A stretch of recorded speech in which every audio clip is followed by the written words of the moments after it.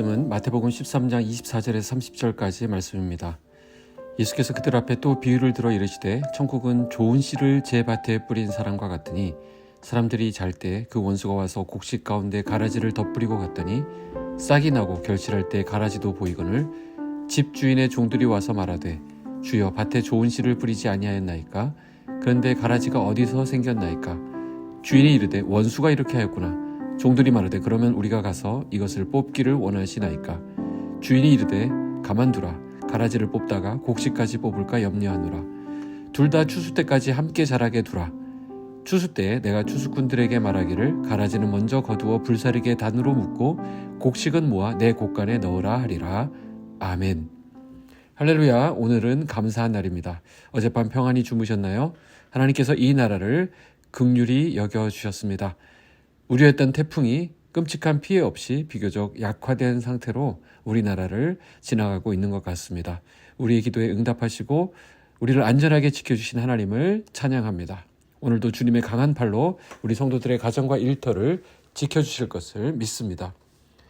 오늘 본문 말씀은 알곡과 가라지 비유입니다. 천국은 좋은 씨를 밭에 뿌린 사람과 같다라고 했습니다. 24절에 보면 이르시되 천국은 좋은 씨를 제 밭에 뿌린 사람과 같으니. 자, 일단 여기서 뭘 알 수 있습니까? 주인은 좋은 씨를 뿌렸다는 것이 중요합니다. 주인에게서 뿌려진 씨들은 다 좋은 것이었습니다. 씨가 안 좋아서 문제가 될 일은 없다는 것이죠. 그런데 그 다음이 이상합니다.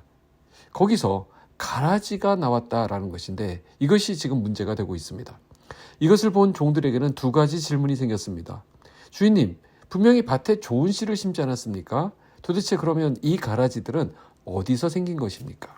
주인은 단번에 이것이 원수가 한 짓임을 알았습니다. 그래서 이것은 원수가 그리한 것이라 이렇게 말씀하십니다. 그러자 하인들은 이 가라지들을 어떻게 해야 좋을지 다시 질문합니다. 우리가 가서 이것을 뽑기를 원하십니까? 자, 먼저 그 첫 번째 질문에 대해서는 예수님이 분명히 말씀해 주셨습니다. 25절에 보면 사람들이 잘 때에 그 원수가 와서 곡식 가운데 가라지를 덧뿌리고 갔더니. 자, 가라지는 누가 뿌렸다고 하시나요? 원수가 와서 뿌린 것이다. 이렇게 말씀하십니다. 여기서 우리가 분명히 해야 될 것이 있습니다. 이 세상에 있는 악은 하나님께서 재미 삼아서 뿌려놓으신 것이 아니라는 것입니다. 그래서 누가 그렇게 했습니까? 사단이 그렇게 한 것입니다. 사단이 했다면 어떻게 해야 될까요? 뽑아 버려야만 될 것 같은데 주인은 뽑지 말고 그냥 두라고 하십니다. 왜냐하면 가라지를 뽑으려다가 알곡까지 뽑을까 봐 염려가 되기 때문입니다. 어차피 추수 때가 되면 곡식과 가라지가 뚜렷하게 구분될 것이라는 것이죠. 이 알곡과 가라지의 비유는 우리가 이 세상을 살아가면서 겪게 되는 모든 불의한 일들과 불의한 사람들을 어떻게 이해해야 하는지를 잘 설명해 주고 있습니다. 이 세상이라고 하는 밭에는 예수님께서 심으신 의인들뿐 아니라 원수 마귀가 뿌려놓은 악한 사람들도 섞여 있는 것을 봅니다. 우리는 세상의 불의한 일이나 악한 사람들을 볼 때 어떻게 생각합니까? 우리 손으로 그것을 어떻게 하면 없앨 수 있을까를 골몰하는 경우가 있습니다. 하지만 오늘 이 말씀을 보면 그것을 당장 없애는 것이 능사가 아님을 봅니다. 주님이 그냥 두라고 하실 때는 이유가 있는 것입니다. 내가 세상의 불의를 다 없애겠다고 붙들고 싸우다 보면 부작용이 생깁니다. 이로 인해서 믿음의 사람들까지 어려움에 처할 수 있기 때문입니다. 어쩌면 이것은 마귀의 계략일 수도 있습니다. 마귀는 예수님의 제자들이 자기가 뿌린 불법한 자들과 뒤엉켜서 싸우도록 부추깁니다. 또 세상의 여러 문제들에 감정적으로 우리가 휘말리기를 원하고 있습니다. 그래서 참 이게 어렵습니다. 왜 그렇습니까? 우리가 가보면 어딜 가나 악당이 나타나기 때문입니다.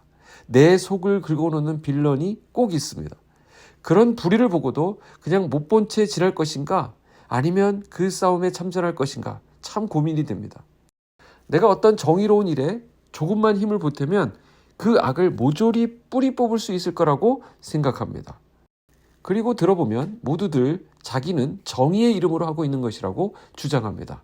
그러나 그런 것들 역시 상대적입니다. 저쪽 입장에 가서 보면 전혀 정의롭지 않을 수 있기 때문입니다. 더구나 하나님 앞에서는 어떻습니까? 도토리 키재기라는 것이죠. 그래서 개혁을 하겠다, 갱신하겠다 나서는 사람들의 이면에는 그들 역시도 정치적인 의도가 있는 것을 보게 되죠. 심지어 교회 안에서도 말입니다. 다른 사람을 이용해서 자기의 명예욕을 채우게 될 수도 있습니다. 오늘 이 말씀을 통해서 우리가 정리했으면 좋겠습니다. 예수님께서 이 땅에 오셔서 하신 일은 가라지를 뽑아내는 일이 아니라 좋은 씨를 심고 그것을 키우시는 일이었습니다. 예수님께서 심으시고 겨우 싹을 낸 제자 공동체는 이 세상이라고 하는 험한 밭에서 자라기에는 너무나도 미약해 보였습니다. 하지만 그 뿌려진 씨는 좋은 씨였습니다. 불의한 자들의 핍박에도 불구하고 잘 자라나게 될 것입니다. 잘 자랄 뿐만 아니라 더 많은 좋은 씨들을 흩어 뿌렸습니다.